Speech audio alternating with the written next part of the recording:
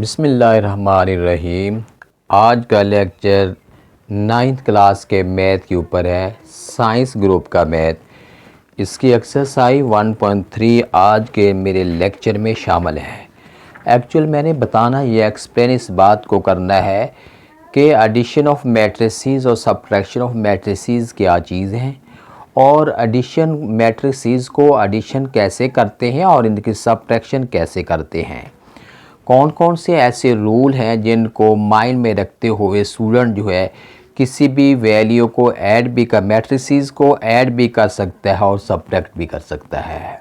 बेटा आपने video last तक देखनी है ताकि मैट्रिसेस का कॉन्सेप्ट आपके माइंड में मैं अच्छी तरह बैठा सकूं। बेटा मैट्रिसेस की एडिशन के लिए हमारे पास एक दो रूल हैं, कुछ ज़्यादा लंबा चौड़ा काम नहीं है, बहुत आसान तरीका है कि एक तो है इनका ऑर्डर सेम हो। ऑर्डर सेम होने का मतलब क्या है, मैं आपको ये बताने लगा हूँ।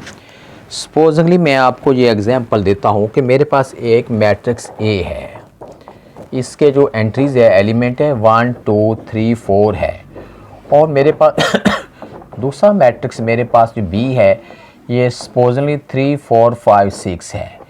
मैंने इसको ऐड करना है। सबसे पहली बात तो मेरे माइंड में ये हो, क्या ये दोनों मैट्रिक्स ऐड हो सकते हैं कि ऐड हो ही नहीं सकते? ऐड हो सकते हैं। ऐड कैसे हो सकते हैं कि इन दोनों का ऑर्डर सेम है। ऑर्डर का मतलब ये है कि इसके अंदर रोज़ कितनी है और इसके अंदर कॉलम कितनी है।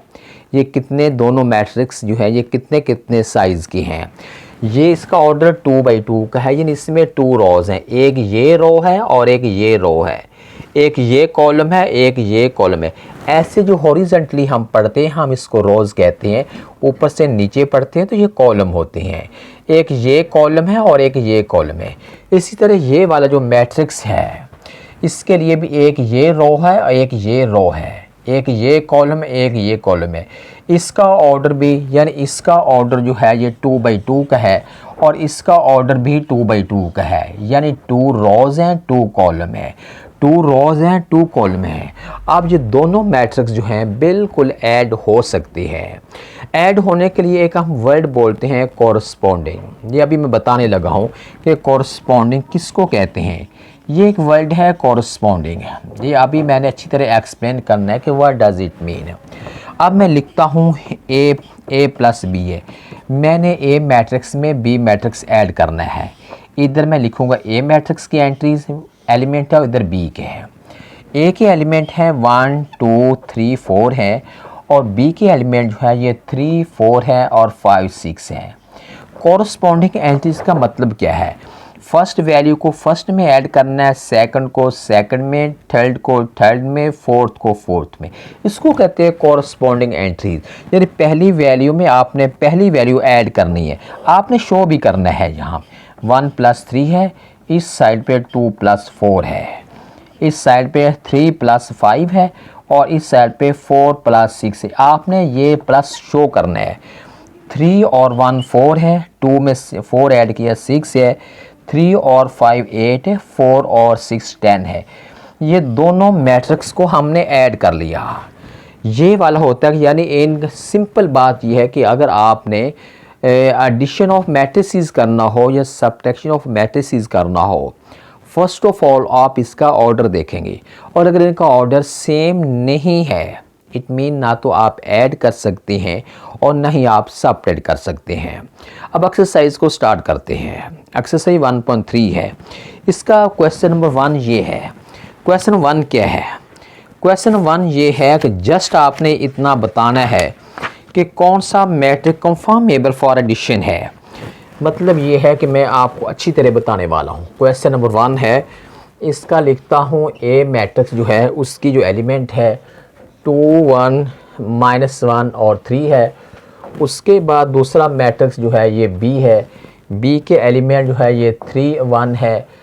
तीसरा एलिमेंट सी है, सी के एलिमेंट जो है 1 0 2 -1 और 1 -2 है।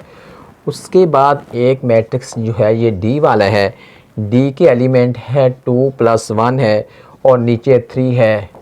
उसके बाद हमारे पास जो है ये ई है, ई के एलिमेंट जो है -1 0 और 1 और 2 है।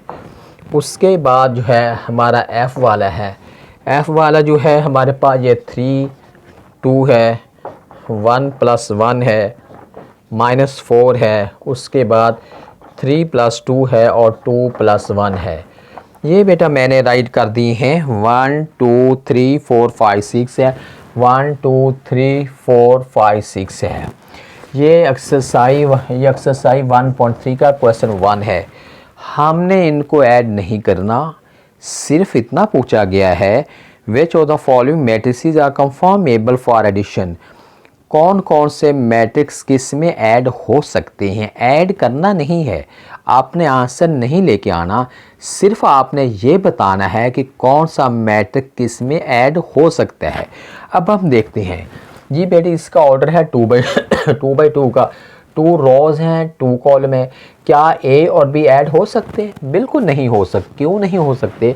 कि इसका ऑर्डर 2/1 का है। इसके देखें, इसकी 2 रोज़ हैं 2 कॉलम है, इसकी 2 रोज़ और 1 कॉलम है, ये तो ऐड नहीं हो सकता। ए अलबत्ता ए और ई जो है ये ऐड हो सकते हैं, ए और बी। जब आपने आंसर लिखना है, आप आंसर में ये लिखेंगे A and E are conformable for addition.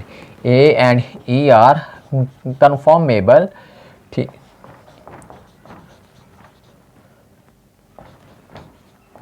For addition. ये बस आपने एक एक लाइन लिखनी है, क्या ये ऐड हो सकते हैं या नहीं, यानी ए और ई ऐड हो सकते हैं। उसके बाद अब हम देखते हैं बी और डी ऐड हो सकते हैं। क्यों?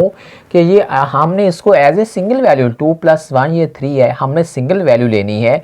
ये 3 ये भी 3 है, मतलब ये है कि इसकी 2 रोज़ 1 कॉलम है, इसकी 2 रोज़ 1 कॉलम है, इनका ऑर्डर सेम है। बेटे जिनका ऑर्डर सेम है तो हम उसी में ऐड कर सकते हैं ना। अगर दो मैट्रिसेस हैं जिनका ऑर्डर ही सेम नहीं है, एक और साइज़ का है एक और साइज़ का है, तो हम उसको किस कीमत पे ऐड करेंगे? वो कभी भी ऐड नहीं हो सकते। ऐड होने के लिए उनका ऑर्डर का सेम होना ज़रूरी है। तो एक रूल मैंने आपको बताया है कि एडिशन सब्ट्रैक्शन के लिए सिर्फ एक ही रूल है कि इनका ऑर्डर सेम हो, तब हम इसको ऐड भी कर सकते हैं और इसको सब्ट्रैक्ट भी हम कर सकते हैं। अब देखें डी और बी एंड डी जो है ये ऐड हो सकते हैं। और उसके बाद सी और एफ, सी एंड एफ जो है ये कंफर्मेबल फॉर एडिशन है, क्योंकि इसका जो ऑर्डर है ये 1 2 3 रोज़ हैं 2 कॉलम है, 3/2 का ऑर्डर है।